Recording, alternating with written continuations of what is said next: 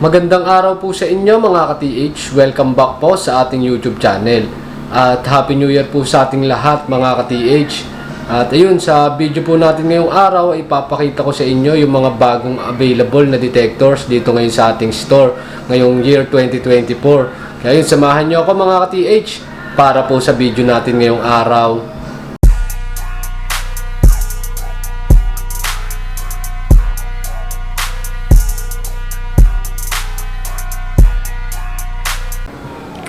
So ito mga ka-TH, bago ko ipakita sa inyo yung mga bagong model natin ng detector, ito papakita ko lang sa inyo, available na ulit sa atin itong ating Simplex Ultra. Ito yung ating best seller na detector.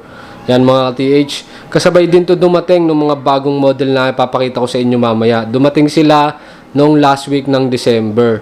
Nung mga nakaraan, may nag-order sa atin nung bagong dating to, kaso wala pang presyo. Pero ngayon may presyo na po ulit to. Na-compute na po yung kanyang total landed price. So, bali bumaba po ng konti yung presyo niya. Kasi before, 29,000 to nung bago ma-out of stock. Pero yung mga bagong dating po, 28,000 na lamang. So, bumaba siya ng konti. Yan, 28,000 pesos. Simplex Ultra. Yan, para po sa mga hindi nakakaalam ng specs nito, mga TH, panuorin nyo lang yung ibang video natin or kaya search nyo na lamang sa Google. Magandang unit to mga ka-TH, Simplex Ultra. Maganda yung reviews, tsaka mabilis sa amin talaga to. Kaya lagi itong na out of stock. Yan, pero ngayon available na ulit. At yung gusto nyo mag-order o kaya gusto nyo malaman yung mas detalyadong specs at kakayanan nito, mag-contact na lamang kayo sa ating contact numbers para mas ma-explain sa inyo na mas detalyado yung specs at kakayanan nila. Tapos yun, papakita ko na sa inyo ngayon yung mga bagong model natin ng detector. So yan mga ka-TH, ito nga pala yung isa sa mga bagong model na detector na available ngayon sa ating store. Ito yung Nokta Purse Swing. Yan mga ka-TH. Etong detector na to mga ka-TH, ang pinakamurang fully waterproof detector na pwede nyong mabili sa market ngayon. Yan, makikita nyo naman nakalagay sa box nya. World's most affordable waterproof detector. Yan. Kung mapapansin nyo naman yung itsura niya, parang kaparehas din siya doon sa Nokta Mini Horde at Nokta Midi Horde. Yun. Kasi nga, almost same specs lang sila mga ka-TH. Nga lang, mas affordable nga lang to mga ka-TH. Sa mga hindi po nakakaalam nung Midi Horde at Mini Horde, yun yung detector natin na design for kids. So yun, almost same lang naman sila nito mga ka-TH. Yun, fully waterproof to. Yung specs niya, IP68 siya. O fully waterproof siya sa lalim na, hanggang sa lalim ng tubig na 1 meter. O pwede nyo siyang ilubog hanggang 1 meter na lalim ng tubig. O 3 feet. Tapos, lightweight din siya mga ka-TH. Tapos, easy to use din naman to. Ready to use na siya pag inopen nyo. Sa screen niya, meron siyang lumalabas na mga icon dyan. Tapos, meron siyang 3-tone discrimination. Meron din yan sensitivity, tsaka sensitivity adjustment. Tapos, meron yan ditong LED indicator, mga ka-TH. Yan, baka hindi lang kita sa video, pero meron yung LED indicator. Tapos, meron yung pinpoint mode, meron yung pinpoint button dito, mga ka-TH. Tapos, meron tong depth indicator. Yan, meron siyang depth indicator. 3 levels lang yung depth indicator niya. Tapos, ang operating frequency naman ito, mga ka-TH, is 15 kHz. Auto shut off and alarm na rin to mga ka-TH yan. Tapos, ang lalim naman na kayang maabot nito mga ka-TH, nasa mga 1 feet to 1.5 feet lang. Depende sa laki ng target, depende sa pagdedetikan nyo kung saang lugar, kung clear soil ba, o kung anong terrain, yan mga ka-TH. Tapos, 2 years naman yung kanyang warranty. At yun, yung presyo ngayon nito mga ka-TH ng bagong model ng detector na to is 9,000 pesos lamang siya. Yan, kaya siya yung pinakamurang waterproof na detector na pwede nyong mabili ngayon. 9,000 pesos. Ang package inclusion nyo naman, pag binili nyo siya, ito yung makukuha nyo. Yan, yung pinaka-unit, tapos yung kanyang manual, tapos meron siyang kasamang isang digger. Yan, plastic digger to mga ka-TH. Yun, motion detector to mga TH, pero meron siyang pinpoint button dito. Yan, available na sa atin, Nokta Purse Swing. Kung gusto nyo malaman yung mas detalyadong specs at kakayanan nito, kung gusto nyo mag-order o kung gusto nyo mag-visit sa ating store para makita ng actual to, contact lamang kayo sa ating contact numbers. So ito naman mga ka-TH, yung bagong model din ng detector na available sa atin. Ito meron tong dalawang variant. Ayan mga TH, kaya kung mapapansin nyo, meron tayong dalawang box na nakalagay dyan. Kasi dalawang klase ito. Isang yung Nocta Score at yung Nocta Double Score. Ayan mga ka-TH. Sa itsura mga ka-TH, pares na pares lamang sila sa appearance. Halos walang pinagkaiba. Pero pagdating sa kanilang specs, doon yan merong pinagkaiba sa kanilang mga specs, sa kanilang mga kakayanan. Doon yan sila merong difference. Kaya mamaya i-comparison ko yung kanilang difference. Pero ngayon, papakita ko muna yung kanilang mga specs o explain ko muna sa inyo yung specs nilang dalawa. Si Nocta Score at si Nocta Double Score.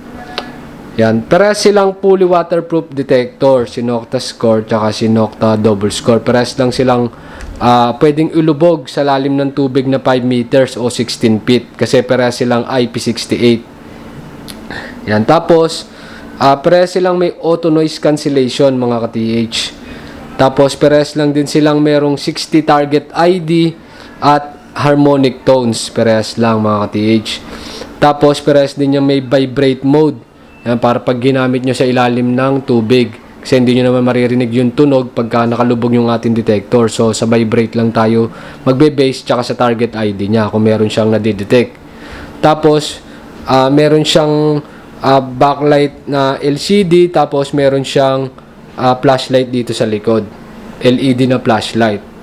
Tapos, lightweight din to mga ka-TH. Kasi, yan, kung mapapansin nyo, para siya si Simplex Ultra. Fully carbon fiber yung kanyang shop. Tapos long battery life na rin to mga ka-TH, tumatagal siya up to 10 hours of use. Bali rechargeable built-in battery nga pala to mga ka-TH. So hindi nyo na kailangan bumili ng battery pag ginagamit nyo tong unit na to. Charge nyo na lang siya, pwede nyo siyang i-charge gamit ang power bank o kaya cellphone charger. Ayan, may kasama siyang mga cable dito. Pero wala siyang kasamang adapter. So ang gagamitin nyo na lang pag charge nyo siya, yung pinakaulo ng cellphone charger nyo, doon nyo na lang siya i-connecta para ma-charge nyo siya. Tapos yan, yung kasama niya sa package, pag binili nyo siya, pares lang din naman, makukuha nyo yung unit, makukuha nyo yung cables, tapos makukuha nyo yung manual niya. Wala po siyang kasamang headphones o wireless headphones, wala po siyang kasama. Bluetooth enabled to mga ka-TH. Hindi ko pa lang alam ngayon kung meron tayong magiging available na Bluetooth headphones para sa mga unit na to. I-update ko na lamang kayo sa mga susunod. Tapos yung search coil niya nga pala is eto mga ka-TH. Yan, waterproof yan, DD coil. At 30 cm by 23 cm siya mga ka-TH. Yan, SC30 coil lang nakakabit sa kanya. Yung lalim na kaya niyang maabot mga ka-TH, parang sila ultra lang din to mga ka-TH. Siguro more or less 1 meter yung maabot niya. Depende sa laki ng target, depende sa soil type, yan, depende sa terrain na paggagamitan nyo mga ka-TH. Tapos, ang presyo naman ni Nocta Score is 33,000 pesos siya. Tapos, si Nocta Double Score naman is 37,000 pesos. So, bakit ngayon mas mahal si Nocta Double Score? Kaya mas mahal si Nocta Double Score kasi mas maganda yung specs niya. Si Nocta Double Score kasi, yung sensitivity settings niya, meron yung 10 levels. Etong si Nocta Score, hanggang 5 levels lang yung kanyang sensitivity settings. So, pwede nyong mas taasan yung sensitivity kay Double Score. Tapos, si Double Score mga ka-TH, may ground balance siya. Etong si Nocta Score, wala siyang ground balance. So, yun is malaking difference para sa akin. Siyempre, mas maganda yung detector na merong ground balance. Kung ako yung tatanungin. Pero depende pa rin sa detectorist. Para sa akin kasi, pag may ground balance, siyempre, all kinds of terrain, pwede nating pagdetekan. Tapos, eto si Nocta Score, wala siyang recovery speed. Samantalang si Nocta Double Score naman, meron siyang 3 levels na recovery speed. Tapos si Nocta Score wala siyang iron filter at si Double Score naman meron siyang iron filter. Walang notch filter si Score at meron naman notch filter si Double Score. Tapos may custom user profiles si Nocta Double Score at wala naman si Nocta Score.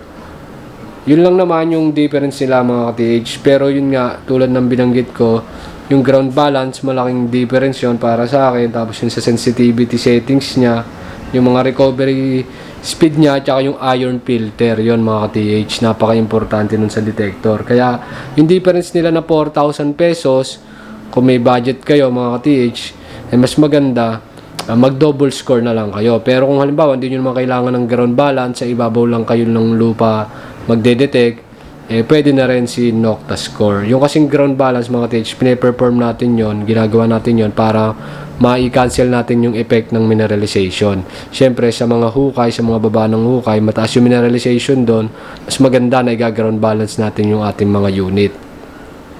Pero to si Nocta Score tsaka double score, para silang motion detector nga pala. Pero may pinpoint mode naman yan sila.